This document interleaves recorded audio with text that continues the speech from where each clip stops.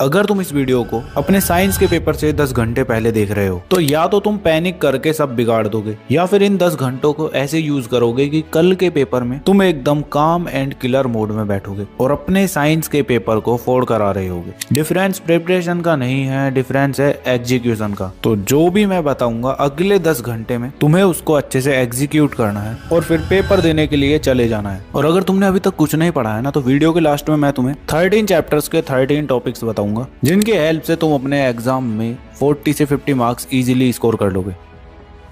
जिसको तुम अच्छे से फॉलो कर लेते हो ना तो बोर्ड्स के अंदर तुम्हारे प्रिपरेशन के अकॉर्डिंग 10 to 15 मार्क्स एक्स्ट्रा आ रहे होंगे। तो सबसे पहले मैं तुम्हें 3 मिस्टेक्स बताऊंगा जो तुम्हें बिल्कुल भी नहीं करनी है। उसके बाद मैं तुम्हें पूरा प्रॉपर 10 आवर्स का लास्ट मिनट स्ट्रेटजी बताऊंगा। तो स्टार्टिंग करते हैं तुम्हारी मिस्टेक से। मिस्टेक नंबर 1 है तुम्हारी रैंडम चैप्टर जंपिंग। अब लास्ट 10 आवर्स में तुम्हें उल्टे सीधे चैप्टर्स नहीं पढ़ने हैं, चैप्टर्स को एक सही सीक्वेंस में पढ़ना है। सीक्वेंस क्या है? तुम इस सीक्वेंस में चैप्टर्स को पढ़ रहे होगे, मतलब रिवीजन कर रहे होगे, ठीक है। इसके बाद मिस्टेक नंबर 2 है तुम्हारा ओवर कॉन्फिडेंस ट्रैप। अब होता क्या है कि जो चीजें तुम्हें आती हैं तुम उसको बस ऊपर ऊपर से देख लेते हो, उसका रिवीजन अच्छे से नहीं करते। अब इसी रीजन की वजह से वो टॉपिक जो तुम्हारा स्ट्रॉन्ग था वो भी तुम्हारे माइंड से निकल जाता है और फिर थोड़ा सा घुमा के अगर तुम्हारे एग्जाम में क्वेश्चन आ गया ना उस टॉपिक से रिलेटेड तो तुम उसको भी स्किप कर दोगे। मतलब तुम्हें वो लगेगा कि ये तो बाहर से आया है, ठीक है। तो सभी टॉपिक्स को इक्वली तुम्हें रिवाइज करना है। इसके बाद थर्ड मिस्टेक है तुम्हारी लास्ट मोमेंट न्यू टॉपिक। जितना हो सके पहले से पहले सभी टॉपिक्स को पढ़ लो। एग्जाम से 2 घंटे पहले न्यू टॉपिक खोल के मत बैठ जाना, वरना उसके चक्कर में बाकी सब भी भूल जाओगे जो तुमने ऑलरेडी पढ़ा है। तो अब स्टार्ट होता है तुम्हारा 10 आवर्स वार प्लान, जिसके अंदर फर्स्ट आवर में तुम स्ट्रेटेजिक मैपिंग करोगे, जिसके अंदर तुम बुक खोलने से पहले अपने दिमाग को खोलोगे। अभी तक तुम बस भागे जा रहे हो, सिलेबस को कंप्लीट कर रहे हो, रिवीजन कर रहे हो, बट आराम से बैठ के ये नहीं सोच रहे कि तुम्हारे पेपर का पैटर्न कैसा आएगा, कौन से चैप्टर्स तुम्हारे वीक हैं और किन टॉपिक्स का हाई वेटेज है। तो एक ब्लैंक पेज लो, उसके अंदर 3 चीजें लिखो, स्ट्रॉन्ग, मीडियम एंड वीक। अब इनके अंदर तुम्हें अपने उन चैप्टर्स को लिख देना है। यहाँ से तुम्हें क्लैरिटी मिलेगी कि तुम्हारी प्रिपरेशन किस लेवल तक चल रही है। इससे ब्रेन तुम्हारा और एक्टिव मोड में आ जाएगा। वैसे ये काम करने में तुम्हें 1 घंटा तो नहीं लगेगा, लेकिन आराम से तुम सोचते हुए ये 3 चीजें करोगे। और उसके बाद आता है तुम्हारा PYQ वार मोड, जिसके अंदर बस तुम्हें 2 घंटे सभी चैप्टर्स के PYQs लगाने हैं। लास्ट 5 से 10 ईयर्स के तुम्हें PYQs उठाने हैं, जो तुम्हारे मोस्ट रिपीटेड है ना उन्हीं को करना है बस। और रूल तुम्हारा ये रहेगा कि तुम्हें डायरेक्ट सॉल्यूशन नहीं देखना है। पहले 5 मिनट स्ट्रगल करो, उस क्वेश्चन को सॉल्व करने का ट्राई करो। अगर नहीं होता है तब चेक करो। अब तुम जो क्वेश्चंस तुम्हारे बोर्ड एग्जाम में 3 बार रिपीट हुए हैं ना उनके ज्यादा हाई चांसेस हैं। बस क्या होगा कि लैंग्वेज चेंज कर दी जाएगी और सेम क्वेश्चन तुम्हें फ्रेम करके दे दिया जाएगा बस। तो समझ गए, सेकंड आवर और थर्ड आवर पे तुम्हें बस PYQ सॉल्व करने हैं, यही तुम्हारा टास्क होगा। और जिन PYQs में तुम अटक रहे हो उन टॉपिक्स को फिर से दोबारा से तुम्हें देखना है। जब वो हो जाता है तो फिर उसके बाद स्टार्ट होगा तुम्हारा 4th आवर, जो कि है डायग्राम डोमिनेशन। अब साइंस के अंदर तुम्हारे डायग्राम फ्री के मार्क्स देते हैं। तो इस 1 घंटे में तुम्हें करना क्या है, 3 बार इन सभी डायग्राम्स को ड्रॉ करना है। ब्लैंक शीट लो, फर्स्ट तुम्हें करना है ह्यूमन हार्ट का, सेकंड नेफ्रॉन का तुम्हें डायग्राम अच्छे से बनाना है, थर्ड तुम रे डायग्राम्स इनको कर रहे होगे अच्छे से तैयार, एंड थर्ड इलेक्ट्रिक सर्किट। तो इन डायग्राम्स को तुम्हें 3-3 बार बनाना है। और बनाते टाइम तुम्हें ये 3 चीजें याद रखनी है। एक तो तुम्हारा लेवल क्लीन होना चाहिए, साथ में उसके एरो स्ट्रेट होने चाहिए, और थर्ड कंफ्यूजन तो बिल्कुल भी नहीं होनी चाहिए। मतलब कि एग्जामिनर को तुम्हारी नीटनेस इंप्रेस करती है बस। समझ गए ना क्या करना है। अब तुम्हारे 4 आवर्स के अंदर अच्छे से बहुत सारी चीजें कवर हो चुकी हैं। अभी बाकी के 6 आवर्स में तुम अपनी साइंस के अंदर मास्टरी कर रहे होगे। अब स्टार्ट होता है तुम्हारा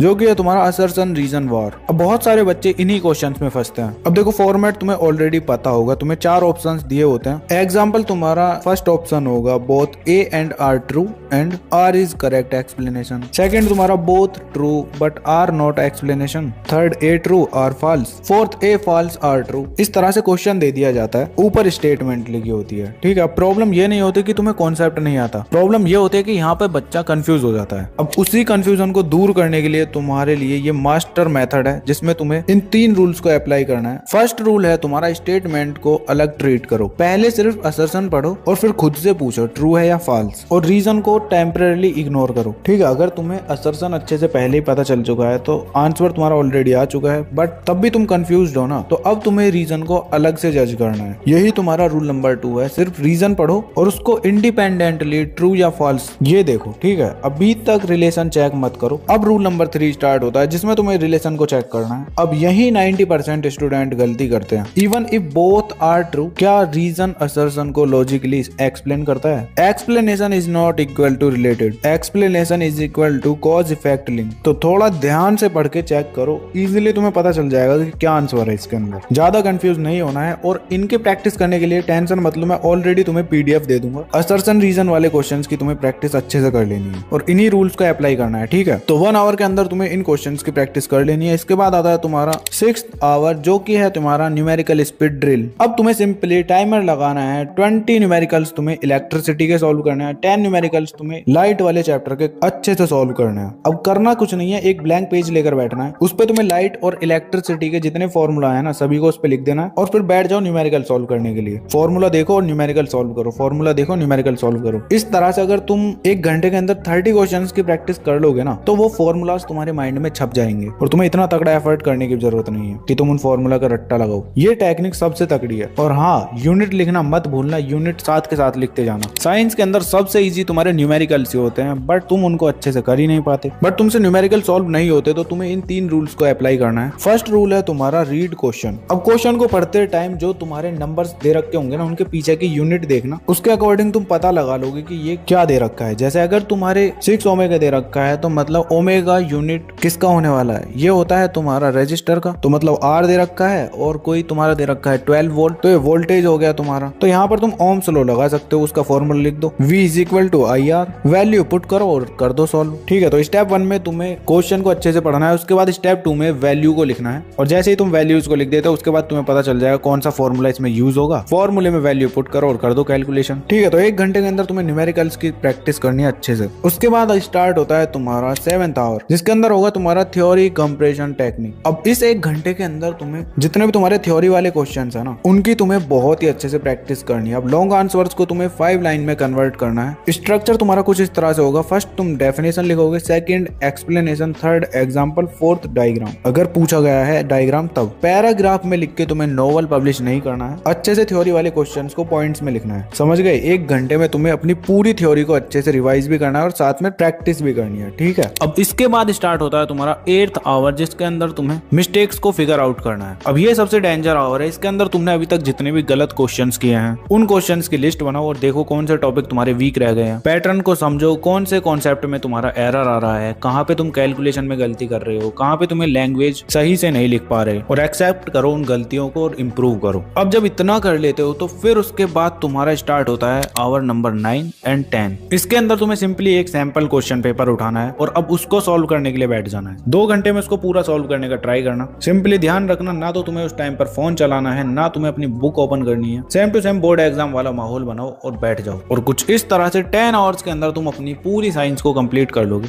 अब देखो, अगर तुमने कुछ नहीं पढ़ा है तो इन 13 टॉपिक्स को लगा लो, तुम अपने एग्जाम में ठीक ठाक स्कोर कर लोगे। जिसमें केमिकल रिएक्शन एंड इक्वेशन के अंदर तुम कर रहे होगे types of chemical reaction plus balancing equation, ठीक है, ये टॉपिक करना है तुम्हें। उसके साथ साथ 2nd चैप्टर में तुम कर रहे होगे pH scale and it's importance, ये भी तुम्हारा बहुत ज्यादा इंपॉर्टेंट है, ठीक है। 3rd चैप्टर के अंदर तुम करोगे reactivity series plus ionic bond formation, ठीक है, बहुत ज्यादा इंपॉर्टेंट है। इसके बाद 4th चैप्टर के अंदर तुम करोगे ethanol, ethanoic acid plus functional groups, ठीक है, ये तुम्हारा बहुत ज्यादा इंपॉर्टेंट है। इसके बाद आता है लाइफ प्रोसेस, जिसके अंदर तुम कर रहे होगे human heart plus double circulation, ठीक है। 6th चैप्टर के अंदर तुम करोगे reflex arc plus human brain diagram. 7th chapter के अंदर तुम करोगे human reproductive system diagram plus functions. उसके बाद तुम हेरिडिटी वाले चैप्टर के अंदर पुन्नित स्क्वायर वाले टॉपिक को अच्छे से तैयार करोगे, ठीक है। उसके बाद लाइट रिफ्लेक्शन एंड रिफ्रैक्शन वाले चैप्टर के अंदर तुम रे डायग्राम्स, इनको एकदम अच्छे से तैयार करोगे। उसके बाद 10th चैप्टर के अंदर तुम डिफेक्ट्स ऑफ विजन को अच्छे से तैयार कर रहे होगे, बहुत ज्यादा इंपॉर्टेंट है, ठीक है। फिर उसके बाद इलेक्ट्रिसिटी के अंदर तुम्हें कॉम्बिनेशन ऑफ रजिस्टर, उनको अच्छे से तैयार करना है, उसी के ऊपर न्यूमेरिकल्स बनाने हैं, ठीक है। फिर उसके बाद आता है तुम्हारा 12th chapter magnetic effect of electric current. इसके अंदर तुम्हें राइट हैंड थंब रूल छोटा सा है और उसके साथ साथ मैग्नेटिक फील्ड डायग्राम्स। और इसके बाद आता है तुम्हारा अवर एनवायरमेंट, ये तो छोटा सा चैप्टर है, इसको तो पूरा ही कर लेना, ठीक है। फ्री के 5 मार्क्स मिलेंगे तुम्हें इसके अंदर। इन्हीं टॉपिक्स की हेल्प से तुम 40 से 50 मार्क्स अपने बोर्ड एग्जाम में लेकर आ रहे होगे। तो वीडियो पर अभी तक बने हुए हो, कमेंट कर देना आई एम रेडी भैया। बाकी तुम्हारे साइंस के पेपर के लिए ऑल द बेस्ट, फोड़ के आना है, ठीक है। चलो फिर मिलते हैं नेक्स्ट वीडियो में, तब तक के लिए keep learning, keep studying and keep smiling.